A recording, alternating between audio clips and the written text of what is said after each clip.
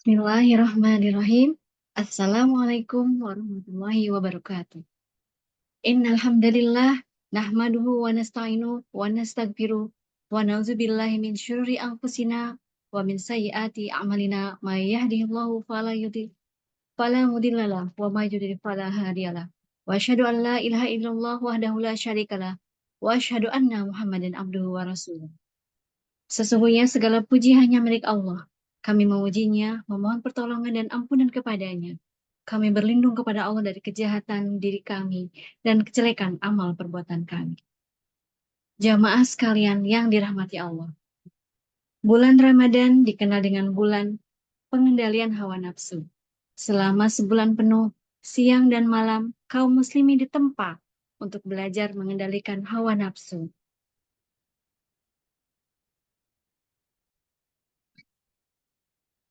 Nafsu pada diri manusia pada awalnya bersifat netral. Kemudian Allah menciptakan kecenderungan pada nafsu atau jiwa manusia untuk taat dan maksiat. Allah berfirman dalam Quran surat Asy-Syam ayat 7-8. Bismillahirrahmanirrahim. Wa nafsi wa ma sawwaha fa'alhamaha fujuraha wa taqwaha. Dan demi jiwa serta penyempurnaan ciptaannya, maka dia mengilhamkan kepadanya jalan kejahatan dan ketakwaannya. Manusialah yang menjadikan nafsunya bersih, serta selalu cenderung kepada kebaikan, atau menjadikannya kotor dan selalu cenderung kepada keburukan. Allah berfirman dalam Quran surat Asy-Syam ayat 9, Qad aflaha man zakkaha wa qad khaba man dassaha. Sesungguhnya beruntung orang yang mensucikan jiwanya, dan sungguh merugi orang yang mengotori jiwanya. Selanjutnya, Ibnu Qutaibah rahimahullah bertutur, yang dimaksud orang yang bahagia karena mensucikan dirinya adalah orang yang berusaha mengembangkan dan meninggikan ketaatan, kebaikan, serta hal-hal kebaikan lain yang mampu dilakukan. Adapun orang yang merugi adalah orang yang mengurangi dan meringankan amalannya dengan meninggalkan berbagai macam kebaikan dan terjerumus dalam kemaksiatan. Jamaah rahimakumullah.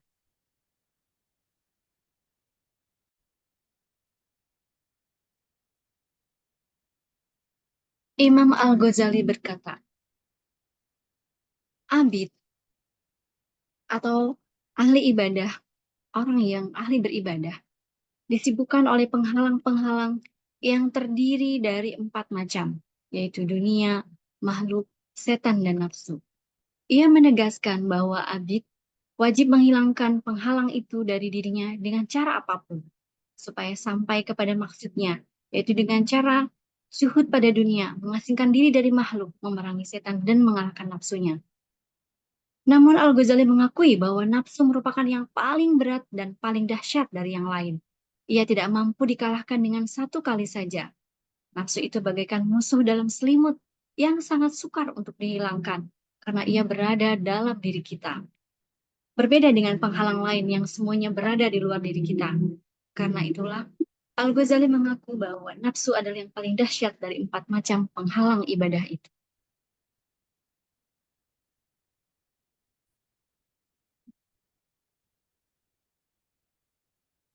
Ada 7 karakteristik dalam nafsu. Nafsu itu 7 karakteristiknya, tetapi eksistensinya hanya satu. Yang pertama, nafsu amarah, yaitu nafsu yang selalu mendorong manusia kepada keburukan dan kemaksiatan. Kedua adalah nafsu lawamah, yaitu nafsu yang sudah menjalankan perintah Allah dan menjauhi larangannya, namun masih terpeleset dalam perbuatan maksiat, sehingga membuatnya selalu menyesali diri. Ketiga adalah nafsu mulhamah, yaitu nafsu yang sudah mengenali kotoran-kotoran yang halus seperti riya, ujub, sombong, dengki, cinta dunia, dan lain-lain, termasuk penyakit batin. Tapi ia belum dapat melepaskan diri dari kotoran halus tersebut.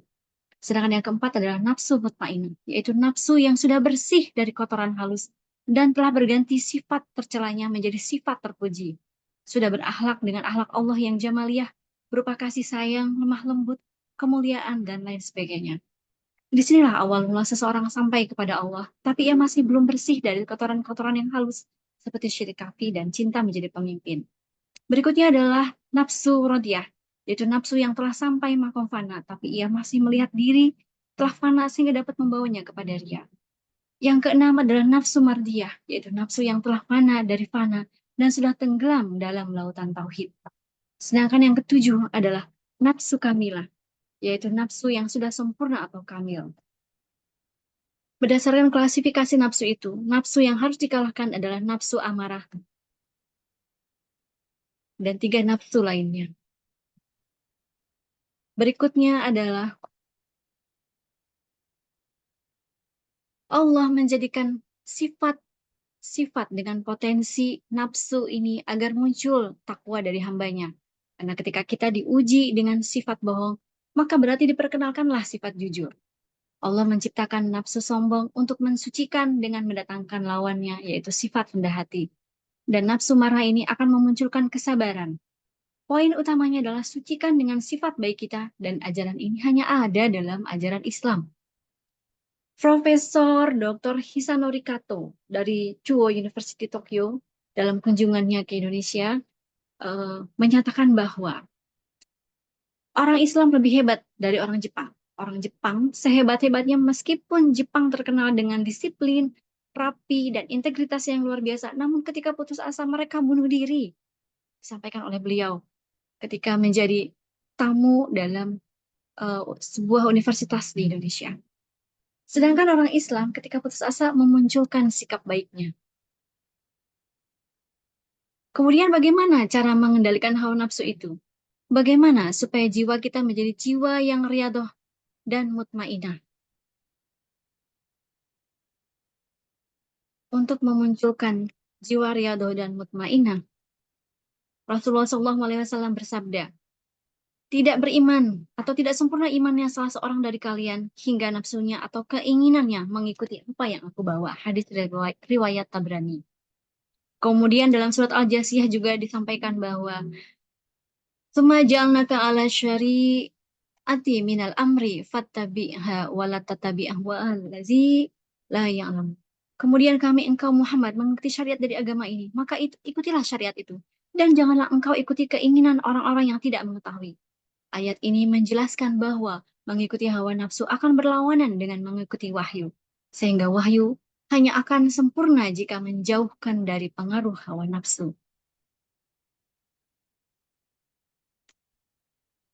Jika manusia menyimpang dari syariat dan mendustakan ayat-ayat Allah, berarti ia telah memperturutkan hawa nafsunya. Sebagai contoh, kisah Nabi Saleh dan kaum Samud. Pada kisah ini yang dijelaskan dalam Al-Quran, surat Asy-Syam ayat 11. Allah Subhanahu wa Ta'ala telah memberikan segala karunia terhadap kaum Samud, mulai dari kekayaan alam yang luar biasa, tanah subur, hingga binatang ternak yang mampu berkembang biak dengan baik. Sayangnya, kemakmuran yang dimiliki tidak membuat mereka taat kepada Allah. Mereka enggan mengimani apa yang disampaikan oleh Nabi Saleh. Bahkan mereka menantang Nabi Saleh untuk menunjukkan mukjizatnya, yaitu mengeluarkan seekor sapi dari batu yang besar. Kemudian Nabi Saleh memohon kepada Allah, dan Allah mengabulkannya. Dan Nabi Saleh meminta kepada kaum Samud untuk mengimani apa yang disampaikan oleh Nabi Saleh. Akan tetapi kaum Samud itu mengingkari ketika mereka telah melihat seekor sapi betina dapat dikeluarkan dari batu besar.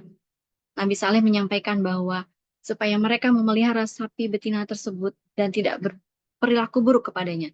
Akan tetapi, jangankan menepati janji, mereka justru membunuh unta tersebut. Maaf, bukan sapi ya, unta. Hal tersebut mengakibatkan turunnya azab Allah dalam waktu 3 hari. Sebagai seorang utusan, Nabi Saleh memperingatkan kaum Samud untuk terakhir kalinya. Sayangnya mereka tidak menghiraukan hal tersebut. Hukuman Allah dijatuhkan kepada hari keempat setelah 3 hari waktu tenggang yang dijanjikan. Ketika hari Jumat pagi, seluruh wajah kaum Samud berubah menjadi merah.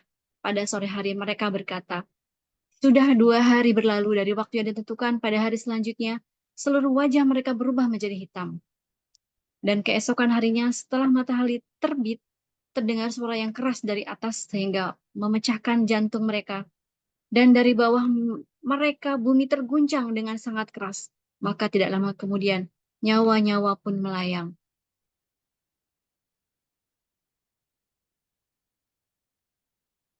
Adapun dikutip dari YouTube, channel YouTube Ustadz Muhammad Nur Zikri, terdapat nasihat dari Imam Ash-Syafi'i rahimahullah.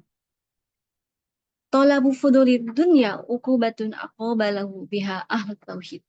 Mencari hal duniawi yang melebihi kebutuhan sejatinya adalah hukuman yang Allah berikan kepada ahli tauhid. Berkenaan dengan hawa nafsu ini, contohnya dalam kehidupan nyata adalah misalkan kita membeli rumah banyak-banyak padahal tidak digunakan. Itu adalah hukuman sebenarnya. Membeli mobil banyak padahal kita hanya butuh satu saja. Kemudian belanja banyak karena diskonkah atau karena aji mumpung. Itu juga sebenarnya adalah merupakan hukuman bagi kita.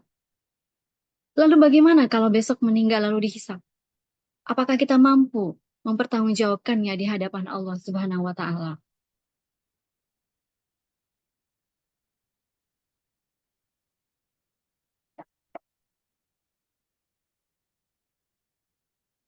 Dalam mengalahkan nafsu bukanlah merupakan perkara yang mudah. Sudah disampaikan oleh Imam Al-Ghazali. Adapun trik mengalahkan nafsu yang diberikan oleh Ibnu Athaillah dalam kitab Al-Hikam adalah dengan cara mengenali nafsu lebih dulu. Mengenali ajakan nafsu adalah dengan cara membedakan antara ajakan nafsu dengan ajakan Allah. Mengenali ajakan nafsu adalah dengan cara membedakan antara ajakan nafsu dengan ajakan Allah, yaitu dinyatakan oleh Ibnu Athaillah, apabila ada dua hal yang tidak jelas bagimu, lihatlah mana di antara keduanya yang paling berat bagi nafsu. Lalu ikutilah. Ya, karena tidaklah terasa berat bagi nafsu kecuali sesuatu yang benar. Ajakan Allah adalah yang lebih berat dikerjakan, sedangkan ajakan nafsu lebih ringan dikerjakan. Dalam aktivitas sehari-hari, kita sering dihadapkan pada dua hal yang bias. Apakah kita laksanakan atau tidak kita laksanakan. Contohnya, mengerjakan sholat berjamaah pada awal waktu, atau dengan mengerjakan sholat sendiri pada akhir waktu. Di antara tanda mengikuti hawa nafsu adalah bergegas melakukan amalan sunnah, namun malas melakukan amalan wajib. Dengan demikian, trik mengalahkan nafsu adalah mengikuti yang lebih berat dikerjakan dan berpaling dengan tegas dari yang lebih ringan dikerjakan. Mendahulukan yang lebih kuat hukumnya dari yang lebih ringan hukumnya walaupun banyak kelebihannya. Ancaman bagi siapa saja yang memperturutkan hawa nafsu dan menentang syariat. Allah berfirman dalam surat Toha yang menyatakan bahwa di akhirat kelak akan mendapatkan siksa neraka dan mereka akan dikumpulkan dalam keadaan buta.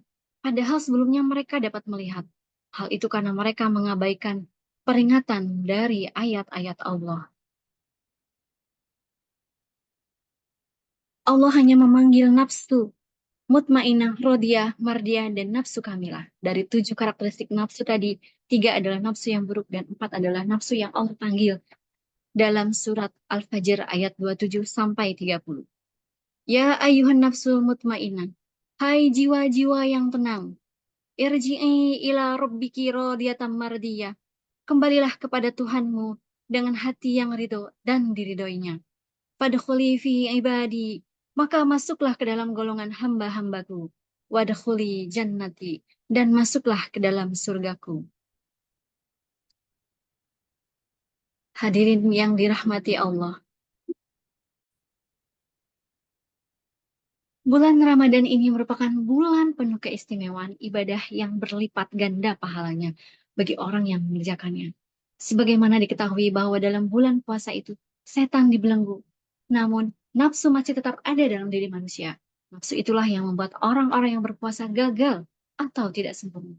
Dengan demikian, kewajiban bagi orang yang berpuasa mengalahkan nafsu jahat tersebut agar ia bisa menjalani bulan puasa dengan baik dan sukses dunia akhirat. Mengendalikan hawa nafsu bukan hanya di bulan Ramadan, bukan hanya dengan ibadah ritual, melainkan dengan mengikuti syariat Islam secara total dalam kehidupan. Dengan mengikuti syariat Islam, maka kehidupan akan menjadi indah penuh barokah. Semoga kita semua di bulan Ramadan ini diberi kekuatan untuk menundukkan nafsu kita dengan wahyu ilahi. Amin, amin, ya Rabbal Alamin. Demikian yang dapat saya sampaikan. Kesempurnaan hanya milik Allah semata. Wallahu muwaffiq ila aqwamit thoriq. Semoga Allah menuntun kita menuju jalan yang paling lurus, yakni Islam. Akhirul kalam. Wassalamualaikum warahmatullahi wabarakatuh.